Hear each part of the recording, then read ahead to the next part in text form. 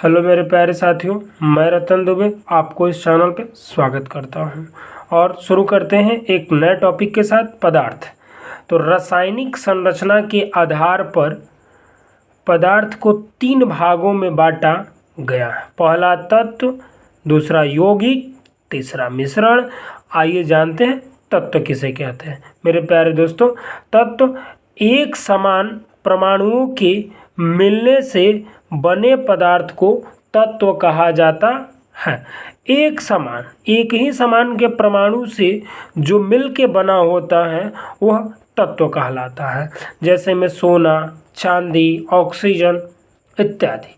अब तक मेरे प्यारे साथियों 118 तत्वों की खोज हो चुकी है, जिसमें से 92 तत्व जो हैं वो प्राकृतिक तौर पे प्राप्त किए गए हैं और शेष जो तत्व हैं वह प्रयोगशाला में बनाए गए हैं। किस में बनाए गए हैं? प्रयोगशाला में। ठीक, आगे देखिए, अगर मैं तत्वों की बात करूं तो तत्वों को भी 2 भागों में विभाजित किया गया है। एक होता है धातु और एक होता है अधातु। तो देखिए, धातु किसे कहते हैं? तो धातु जो होता है वो हमेशा ठोस अवस्था में रहता है। किस में रहता है? ठोस अवस्था में। ठोस अवस्था में रहता है। ठीक, और देखिए, यह एकमात्र ऐसा धातु पारा है जो हमेशा द्रव अवस्था में रहता है। देखिए, पारा जो है हमेशा द्रव अवस्था में रहता है, लेकिन कमरे के ताप पर लिथियम भी जो होता है वह कौन? लिथियम वह भी किसके रूप में होता है? तो वह भी द्रव के रूप में उपस्थित होता है। अगर अधातु के बारे में बात करें तो अधातु ठोस अथवा गैस दोनों अवस्था में रहता है। एकमात्र अधातु ब्रोमीन है। ब्रोमीन जो किस में रहता है?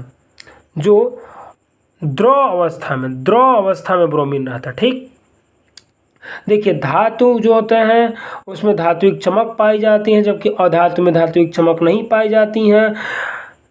धातु जो होता है वह धातु का ऑक्साइड प्राय क्षारीय होता है, जबकि अधातु का ऑक्साइड प्राय अम्लीय होता है। आगे बात करते हैं यौगिक के बारे में। 2 या 2 से अधिक तत्वों के निश्चित अनुपात से बने हुए पदार्थ को क्या कहा जाता है मेरे साथियों? यौगिक कहा जाता है। ऐसे आप इसको ऐसे भी कह सकते हैं कि जब 2 या 2 से अधिक तत्वों को एक निश्चित अनुपात में मिलाया जाता है तो यौगिक का निर्माण होता है। यह भी आप कह सकते हैं। ठीक, आगे देखिए, जैसे मैं H2O की मैं बात करता हूँ तो हाइड्रोजन और ऑक्सीजन मिलकर जल का निर्माण करता है। तो देखिए, हाइड्रोजन और ऑक्सीजन एक निश्चित अनुपात में मिला हुआ है। ठीक, तो इसे यौगिक कहेंगे। अगर मैं बात करूँ CO2 की, कार्बन डाइऑक्साइड की, तो C और O यानी कार्बन और ऑक्सीजन भी एक निश्चित अनुपात में मिलकर बना हुआ है। ठीक, तो इसे क्या कहेंगे? यौगिक कहेंगे। आगे देखिए, मिश्रण किसे कहते हैं मेरे प्यारे साथियों? 2 या 2 से अधिक तत्वों के संयोग से बने पदार्थ को मिश्रण कहा जाता है। क्या कहा जाता है? मिश्रण कहा जाता है। अगर आप इसको और थोड़ा डीपली परिभाषा जानना चाहते हैं तो जब 2 या 2 से अधिक तत्वों को अनिश्चित अनुपात में मिलाया जाता है तो एक मिश्रण का निर्माण होता है, जैसे बारूद, धुआं, विलय। अगर मैं बात करूं मिश्रण की तो देखिए, मिश्रण में आप लिख सकते हैं। देखिए, मिश्रण में आप विलय प्लस विलायक कह सकते हैं, यानी कि जिसकी मात्रा कम उसको क्या कहते हैं? विलय। मात्रा कम, ठीक, विलय। और विलायक जिसकी मात्रा अधिक। और अधिक मतलब क्या? देखिए, जो विलय होता है वह 2 या 2 से अधिक हो सकता है, लेकिन जो विलायक होता है, जो विलायक मेरे साथी होता है, वह केवल एक होता है। यह आप याद रखिएगा कि जो विलायक होते हैं वह सिर्फ एक ही होते हैं। ठीक है, तो अब आशा करते हैं कि इतना आपको समझ में आ गया होगा।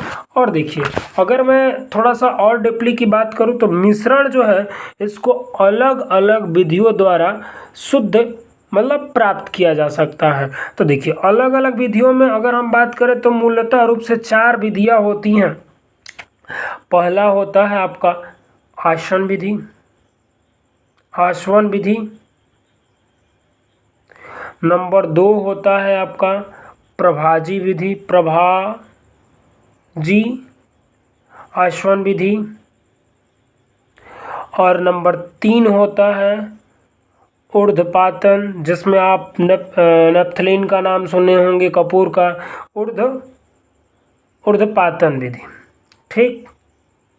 और नंबर 4 होता है वर्ण लेखन विधि। ठीक है। वर्ण रेखन विधि का मतलब क्या, अब देखिए चारों को समझ लीजिए। आसवन विधि, तो इस विधि के द्वारा उस द्रवों को, मिश्रणों को शुद्ध किया जाता है जिसका क्वथनांक बिंदु में अंतर बहुत अधिक होता है, जैसे समुद्री जल का शुद्धिकरण। तो समुद्री जल का शुद्धिकरण किसके द्वारा, आसवन विधि के द्वारा। ठीक। समुद्री जल का पीएच मान कितना, 7। ठीक है।